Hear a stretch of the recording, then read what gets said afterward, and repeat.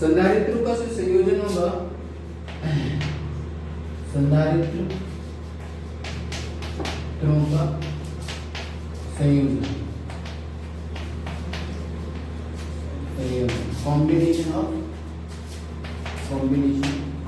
Combination of what, capacitors.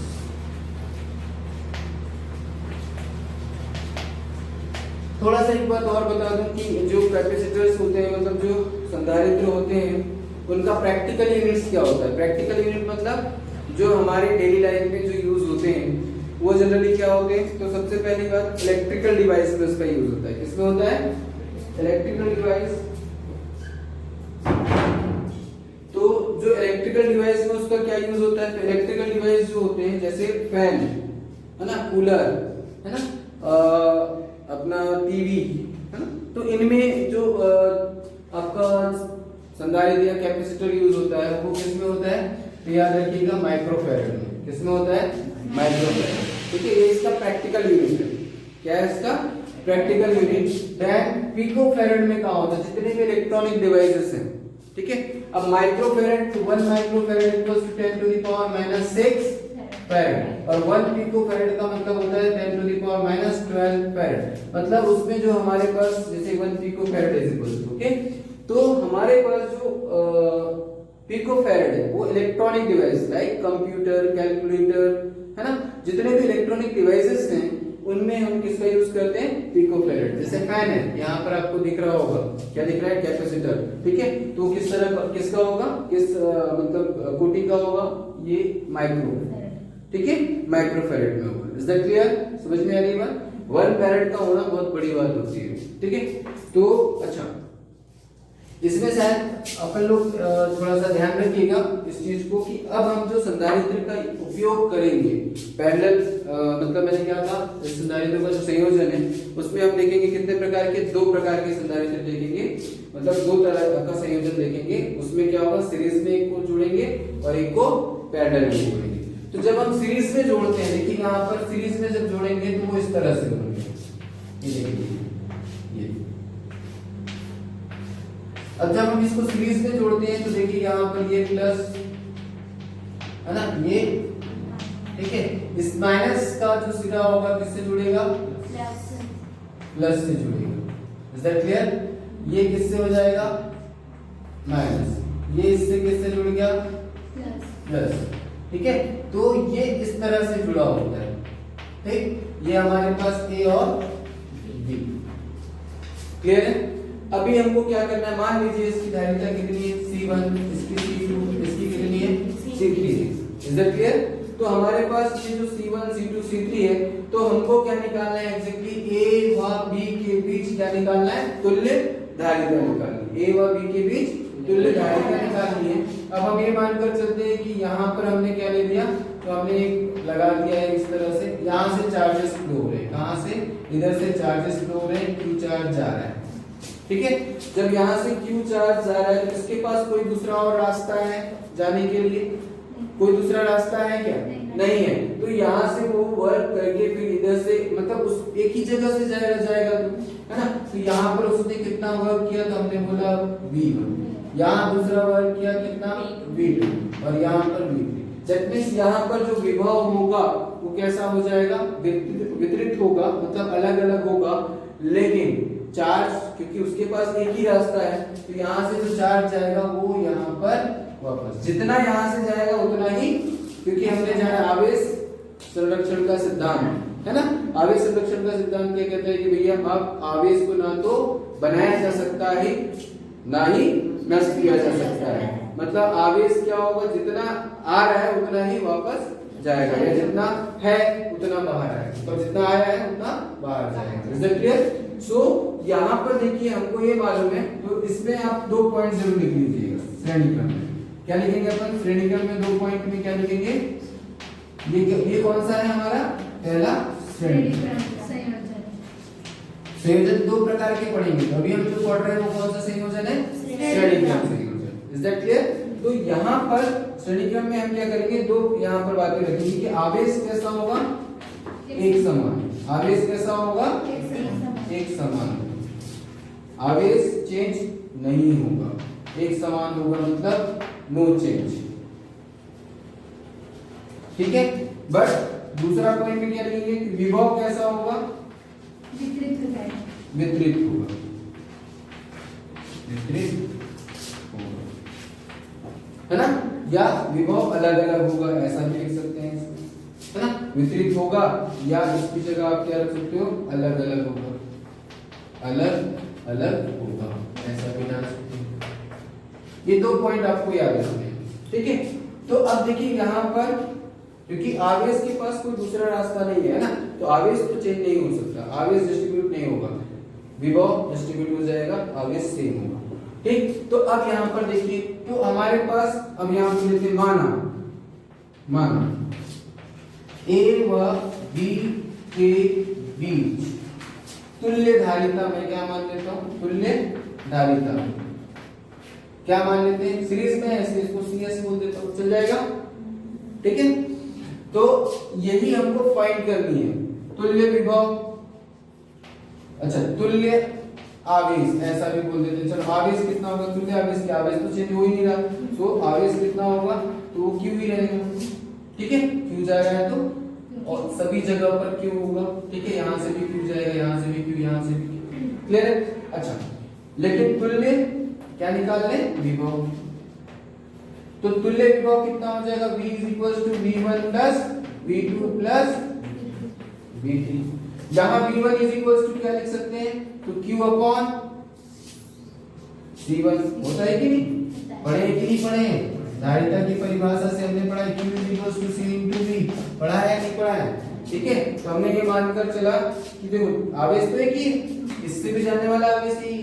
ठीक है, यदि मैं इसका V1 निकालूंगा तो क्या मिलेगा, 1 upon Q upon C1, V2 निकाला तो क्या मिलेगा, Q अपॉन C2 मिल जाएगा कि नहीं मिलेगा, और ये कितना मिल जाएगा, V3 निकालूंगा तो Q अपॉन C3, यस और नॉट।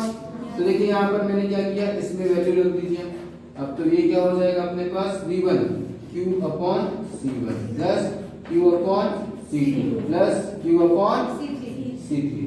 अब इसमें तुल्य धारिता, तो तुल्य विभव, तुल्य धारिता क्या माना अपन ने, तो ये तो Q अपॉन CS है ना, तो यहाँ से Q बाहर निकाल दिया तो 1 upon C1 plus 1 upon C2 plus 1 upon C3, ये Q से Q कैंसिल, तो हमारे पास क्या आ जाएगा, CS 1 upon C1 plus 1 upon C2 plus 1 upon C3, ये हो गया। ठीक है, अब आपको यदि मान लीजिए क्या दिया है कि मतलब दो अपन को वैल्यू दे दिया, क्या दे दिया कि 2 माइक्रोफैरेड और 4 माइक्रोफैरेड को हमने क्या किया, श्रेणी क्रम में जोड़ा, मतलब इतनी धारिता वाले संधारित्र को किसमें जोड़ दिया हमने, श्रेणी क्रम में जोड़ा, क्रम में जोड़ने पर कुल धारिता क्या निकालना है हमको, कुल धारिता। ठीक है, तो हम इसकी धारिता कैसे निकालेंगे, तो देखिए यहाँ पर 1 अपॉन CS है ना, इसको जोड़ेंगे कैसे, तो अपन ऐसे लिख देते हैं भाई, ये है। ठीक है, ये 2 माइक्रो क्या है, फैरेड, और ये 4 माइक्रोफैरेड, इसको हमने क्या किया, श्रेणी क्रम में रखा, तो हम कैसे निकालेंगे, तो 1 upon C1 plus 1 upon C2, ऐसा अपन मान कर सकते हैं, थोड़ा सा इसलिए मैं निकाल रहा हूँ, इन दोनों का मल्टीप्लाई कीजिए, कितना हो जाएगा, C1 प्लस C2 होगा, और ये क्या हो जाएगा, C1 इंटू C2। अब CS इसको उल्टा कर देंगे, क्योंकि मुझे क्या चाहिए, CS चाहिए, चाहिए कि नहीं चाहिए, तो हमारे पास क्या हो जाएगा, C1 C2 upon C1 plus C2, तो C1 क्या है अपने पास 2, और ये C2 क्या है 4, और ये 2 प्लस 4, तो 4 2 जा 8 अपॉन 6, तो क्या हो जाएगा आपका 4/3, तो CS बराबर क्या है 4/3 माइक्रोफैरेड, ये आपका क्या हो जाएगा। तो आप यदि दो आपके पास श्रेणी क्रम में जुड़े हैं तो डायरेक्ट ये फॉर्मूला यूज कर सकते हो आप, है ना। श्रेणी क्रम में यदि कोई दो अपने पास संधारित्र जुड़े हैं तो उसके लिए डायरेक्ट ये वाला फॉर्मूला निकाल के रख सकते हो, कौन सा, C1 into C2 upon C1 plus, निकाला कहीं से, समझ में आ रही बात। तो इस तरह से भी कोई क्वेश्चन दिया हो तो डायरेक्ट आप निकाल सकते हो, इज इट क्लियर। अब ये भी हो सकता है कि आपको कहा जाए कि श्रेणी क्रम में n एक समान संधारित्र जुड़े, एक धारिता वाले संधारित्र जुड़े हुए।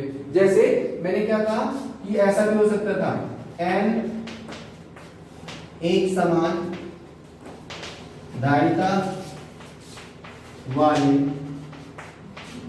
संधारित्र, इसको भी लिख लेना ना, संधारित्र किसमें जुड़े हो, श्रेणी क्रम में जुड़े हो, किसमें जुड़े हो, श्रेणी क्रम में जुड़े हो तो तुल्य धारिता होगी। यहाँ पे एक चीज ध्यान रखने का, बच्चे कहाँ गलती करते हैं ये भी बता रहा हूँ। जब भी कैलकुलेट करते हैं तो कैलकुलेशन सही होता है उनका, गलत नहीं होता। वो लोग क्या है 1/CS तो अपन ने ये निकाल लिया, बट इसको उल्टा करना भूल जाते हैं बच्चे। बस समझ में आ रही? जैसे देखो 3 माइक्रोफैरड का उन्होंने कितना लगाया, तो 3 माइक्रोफैरड और 3 माइक्रोफैरड के 3 मान लो अपन ने 2 ही रख दिए, 2, ठीक है। तो यहाँ पे क्या हो जाएगा 1/3 प्लस 1/3, ये किसका वैल्यू है 1/3, ये 1/CS का वैल्यू है। तो यहाँ पे बच्चे क्या आंसर दे देते हैं 2/3, ये आंसर बोल देते हैं, दैट इज नॉट आंसर। आपको क्या करना है, ये 1/CS का वैल्यू है, आपको क्या करना है, इसको अपोजिट करना होगा, ये याद रखना, बता दे रहा हूँ। क्यों?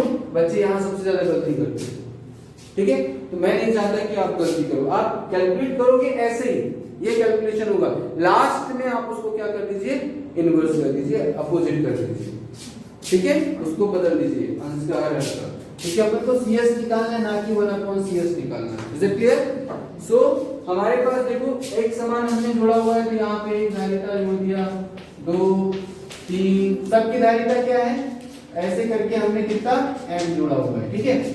इसका भी C ऐसे कितने n बार, ठीक है। तो देखिए यहाँ पर क्या हो जाएगा, तो 1/, तुल्य धारिता देखो 1/C plus 1/C plus 1/C plus dash n, ठीक है। तो देखो 1 प्लस 1 प्लस 1 प्लस सबका एक, तो आधा एक होता है, देखिए तो 1 प्लस 1 प्लस कितने टाइम्स n टाइम्स, तो यहाँ क्या लिखूंगा, तो 1/CS is equals to n/CM, ठीक है। तो CS इक्वल्स टू क्या हो जाएगा, C/n, ये है ना।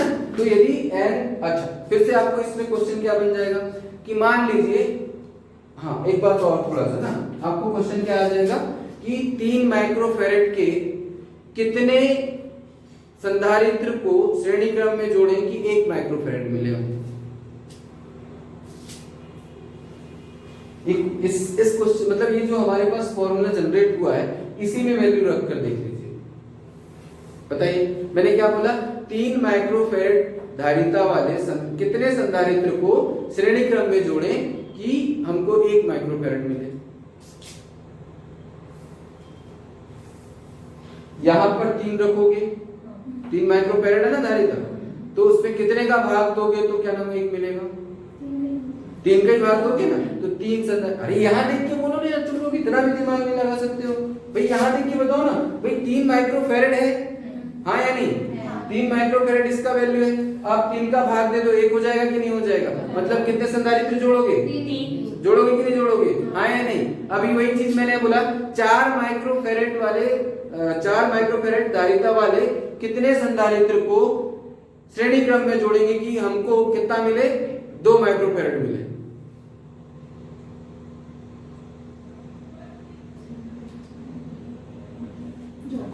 दो, अभी समझ में आ रहा है, यही देखकर बता सकते थे आप। 4 है ना, और कितने n क्या है, नंबर ऑफ क्या संधारित्र, कितने संधारित्र को हमको जोड़ना है। तो यहाँ मैं 4 कर दूं बटे 2 कर दूं तो क्या मिल जाएगा, 2 मिल जाएगा, हाँ या नहीं, हाँ। समझ में आ रही है बात, है ना। अच्छा एक बात और आपसे पूछूं कि 4 माइक्रोफैरड धारिता वाले कितने संधारित्र को मैं श्रेणी क्रम में जोड़ूंगा कि मुझे आधा माइक्रोफैरड मिले,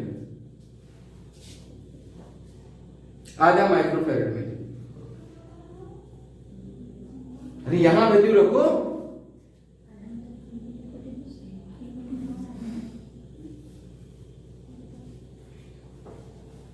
यार मैथ्स वाले हो ना, मैथ्स वाले हो ना, डायरेक्ट आंसर निकाल सकते थे। 4/8 कितना होगा, 4, अच्छा ऐसे 4/8 तो चलो बाद में आता, आप 4 ऊपर रखिए भाई। आपको मालूम है कि आधा माइक्रोफैरड है, आधा माइक्रोफैरड है तो 1/2 आना चाहिए, तो ऊपर में भी 4 माइक्रोफैरड है। मैंने बोला ना 4 माइक्रोफैरड वाले धारिता, मतलब 4 माइक्रोफैरड धारिता वाले संधारित्र को, बोला कि नहीं बोला? तो यहाँ पर 4 ऑलरेडी है। तो आप यहाँ नीचे क्या रखेंगे कि 2 आ जाए, नीचे 2 आए, दिमाग खुद लगाओ ना यार, तो सीधी सी बात है। 8 तो कितने जोड़ेंगे? 8। क्या मैथ्स वाले हो यार, बात समझ में आई कि नहीं आई? क्लियर हुआ? तो ऐसे क्वेश्चन आपको जनरेट होंगे, ऐसे क्वेश्चन आपको आएंगे, तो आपको वो आपको बताना होगा कि किस तरह से। कॉम्पिटिटिव एग्जाम में भी इस तरह के क्वेश्चन बनाता है।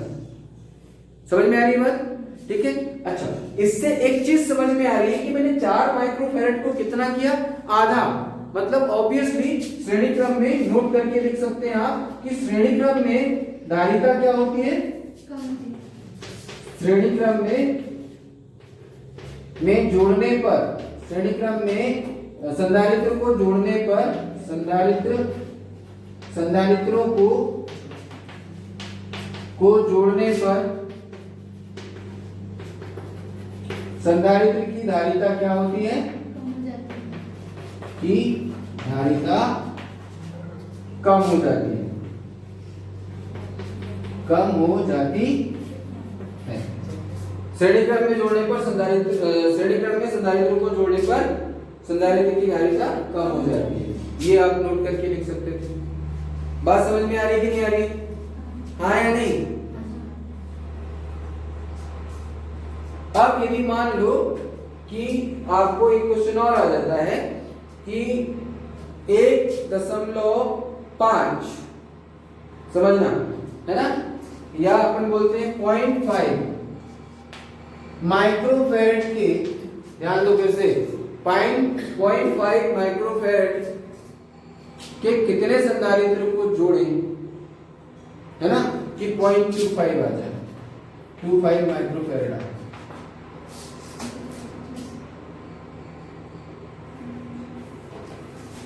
श्रेणी क्रम में जोड़ेंगे किसको? 0.5 माइक्रोफैरड को, फैरड के कितने संधारित्र को श्रेणी क्रम में जोड़ने पर 0.25 आ जाए? 2। कितने? 2। ठीक है। कैसे? 0.5 का मतलब कितना? 1/2 है ना, 1/2 यदि अपन करेंगे तो 1/4 हो जाएगा, 0.25 आ जाएगा। अभी ठीक है। सो इस तरह से आपको इतना तो समझ में आ गया, आया नहीं? आया या नहीं आया? क्यों नहीं लिखे थे क्या? चलो ठीक है, उसको देख के लिख लेना।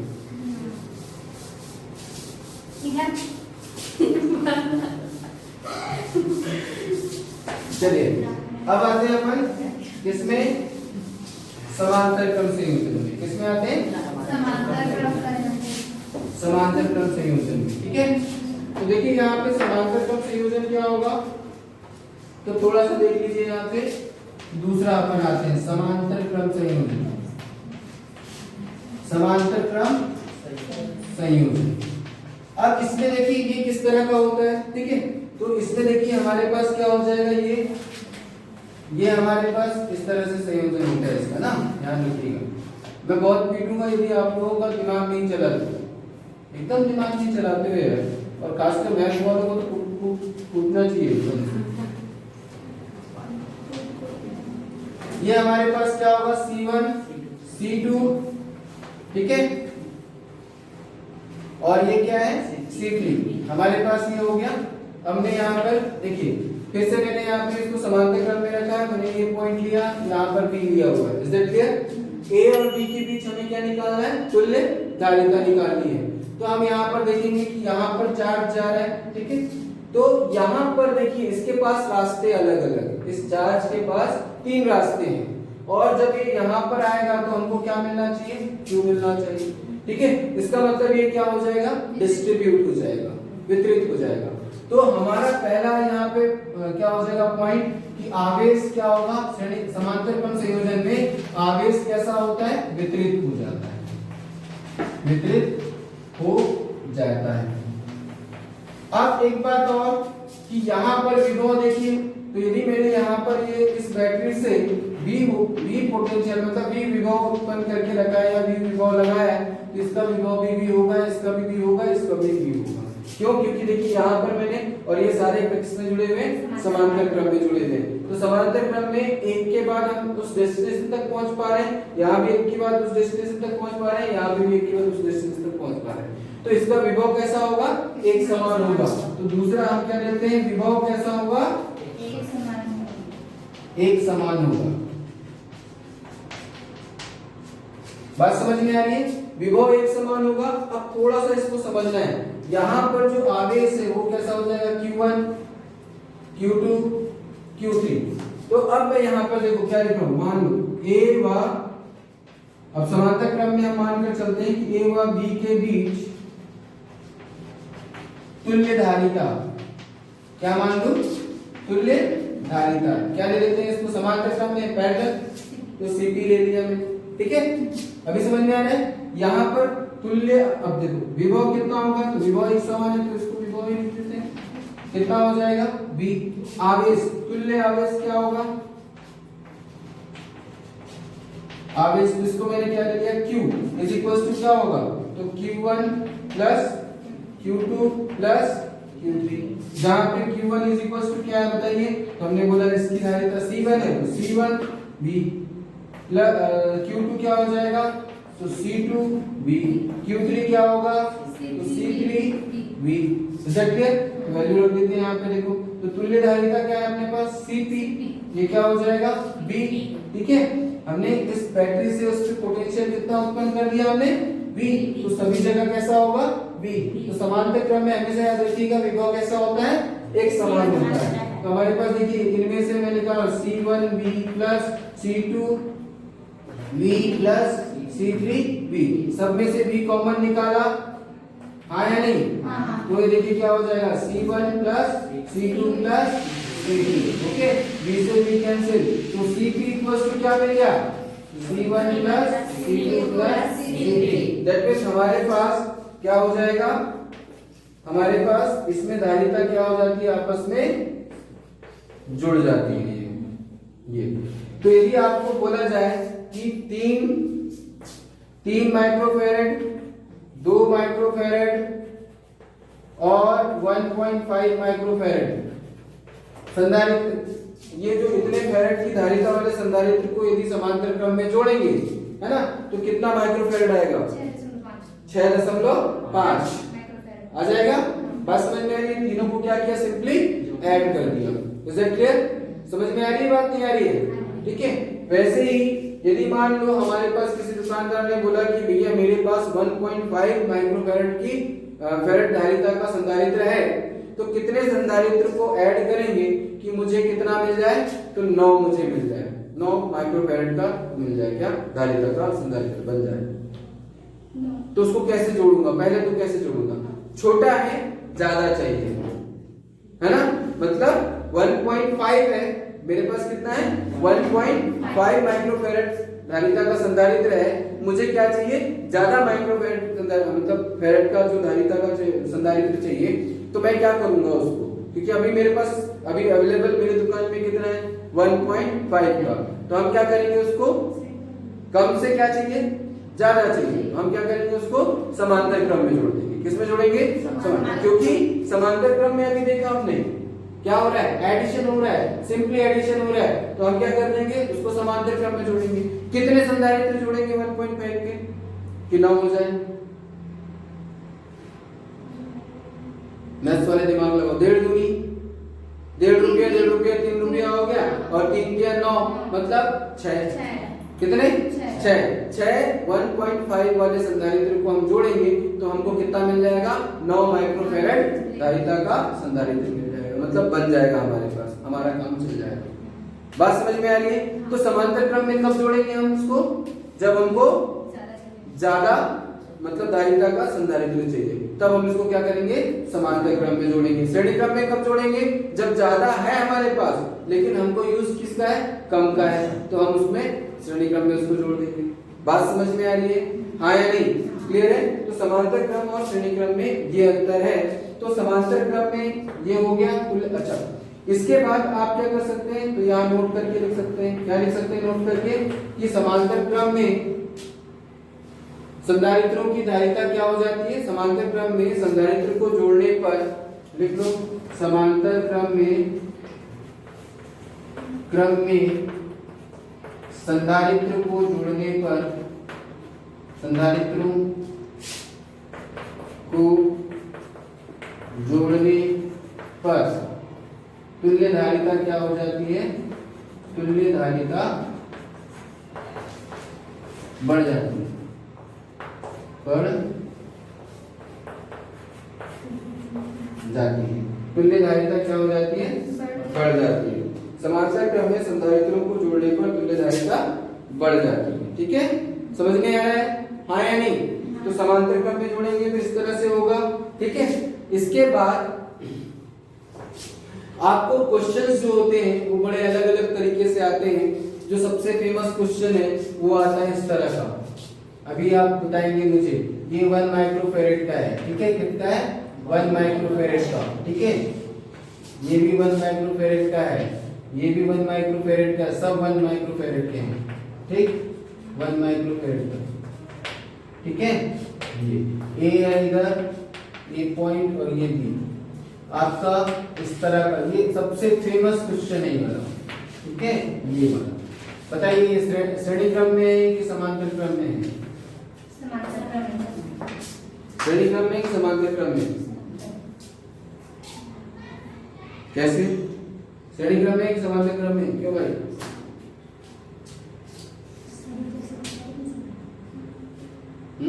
अच्छा, अब एक बात और थोड़ा सा, मतलब ना अपने देसी भाषा में बता रहा हूं मैं आपको, क्या कि इसको कैसे याद रखें। तो देखो, आवेश को ए पॉइंट से बी पॉइंट, समझ में आ रही है ना?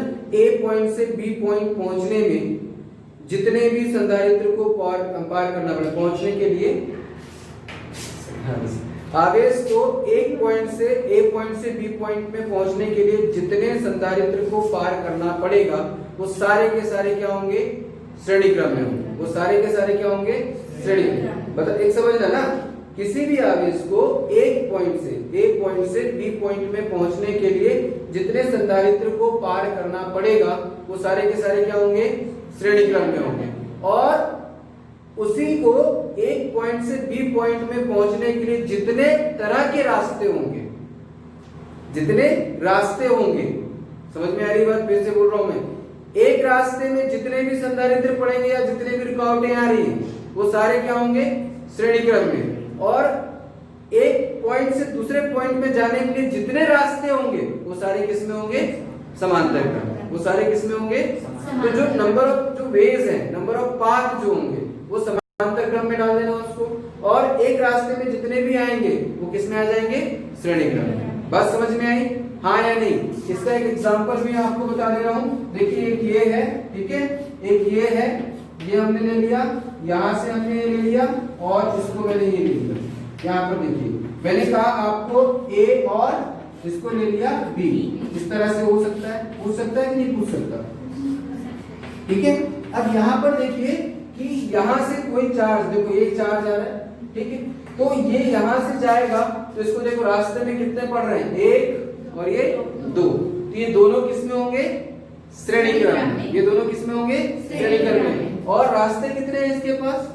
दो, तो ये पूरा और ये पूरा, ये दोनों कितने में किस में होंगे? समांतर क्रम। क्या बोला था? Number of ways, number of रास्ते कितने हैं, मतलब कितने रास्ते हैं? एक और ये दो, दो रास्ते हैं, तो दोनों कैसे होंगे? समांतर क्रम में। और एक रास्ते में जितनी भी धारिता पड़ेगी वो किसमें होंगी? श्रेणी क्रम। बात समझ में आई? क्लियर है कि नहीं क्लियर है? अच्छा, तो अब यहाँ पर थोड़ा सा देख लीजिए कि ए से कोई चार्ज ऐसा गया, ये गया, यहां से आ गया, बी तक आ गया, कितना पड़ा रास्ते में? एक। ठीक है, इसको अपन ले लेते हैं, ये अपना एक आया, इसको मैं रीड्रॉ कर रहा हूं। ठीक है, इसी को क्या कर रहा हूं? रीड्रॉ। फिर से देखिए, यहां से गए, ये आया रास्ते में और ऐसे बी में आ गया। उसके बाद कोई और रास्ते में आया क्या? नहीं आया। देखो ऐसे गया, ये ठीक है, तो दूसरा भी आ गया, दोनों काम हो गए थे। अब तीसरे की बात करते हैं। देखिए ये आया, ऐसे गया, ये एक रास्ते में आया, उसके बाद कहाँ आ गया, बी में आ गया, तो ये भी एक ही बार आया, तो उसके हर रास्ते में एक एक संधारित्र आ रहा है, हाँ या नहीं? तो ये किस में होगा, समांतर क्रम में कि श्रेणी क्रम में? और समांतर क्रम में होगा तो ये 1 माइक्रोफैरड का पूरे 1 माइक्रोफैरड के, तो टोटल कितना होगा, 3 माइक्रोफैरड होगा कि नहीं होगा? यस और नॉट? क्लियर है? सो कल इसके और टाइप बताऊंगा, ठीक है, और टाइप्स को देखेंगे और टाइप्स को समझेंगे कि इसमें ये सबसे ज्यादा फेमस क्वेश्चन है, जनरली पूछा ही जाता है। इसमें यदि मैं इसको ऐसा ले लेता 2 माइक्रोफैरड, इसको भी 2 माइक्रोफैरड, है ना, और इसको भी 2 माइक्रोफैरड, सबको 2-2 माइक्रोफैरड ले लेता, तो बताइए यहाँ पर क्या होगा, इसका तुल्यधारिता क्या होगा? तो ये दोनों कैसे होंगे, श्रेणी क्रम में, मतलब 1/2 प्लस 1/2। इसको यदि रीड्रॉ कर दूं तो देखिए क्या हो जाएगा, यहाँ पर इसको मैं रीड्रॉ कर रहा हूँ, ठीक है, देखिए यहाँ पर, तो बताइए 1/2 कितना, आधा आधा कितना, एक को उल्टा भी करोगे तो क्या मिलेगा, 1 माइक्रोफैरड, तो ये 1 माइक्रोफैरड मिला कि नहीं मिला? यस और नॉट? ठीक है, वैसे ही यहाँ पर भी क्या मिल जाएगा, 1/2, ये भी कितना मिला, 1 माइक्रोफैरड, दोनों के दोनों अब कैसे हैं, समांतर क्रम में। तो फाइनली क्या मिलेगा इसका, 2 माइक्रोफैरड। यहाँ पर अपन देख लेते हैं, बात समझ में आई? कैसे निकाला, समझ में आया कि नहीं? क्योंकि एक क्वेश्चन आना ही आना है, 2 या 3 नंबर का क्वेश्चन आता ही है, ठीक है, और कंपटीशन एग्जाम में तो 100% पूछना है ना, तो कंपटीशन एग्जाम के हिसाब से भी तैयारी कर ले, ज्यादा अच्छा है। Is that clear? ठीक है, चलिए